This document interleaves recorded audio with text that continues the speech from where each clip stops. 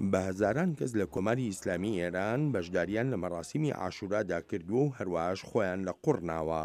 لە شاری خوڕەماباد لە باشووری ڕۆژاوای ئێران هەمیشە مەڕاسیمەکانی عاشورا بە کەمێک جیاوازیەوە دەکرێن بە بەراورد لەگەڵ شوێنەکانی تری وڵاتەکەدا. مەڕاسیمی عاشورا بە هەرە پیرۆستترین مەڕاسیمی ئاینی شیعائینزاکاندا دەنرێت.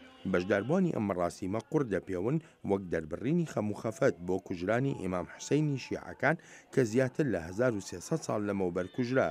یەکێک لەوانەی خۆی لە قوڕناوە دەڵێت بەر لە نوێژی بەیانی قوڕ دەگیرێتەوە و هەمویان خۆیان لە قوڕ دەنێن، دواتریش لە دەوری ئاگرێک کۆ دەبنەوە تا قوڕەکەیان پێوە وشک دەبێتەوە و ئەوجا بە کۆمەڵ و بە گریانەوە دەچنە ناو شارەکەوە.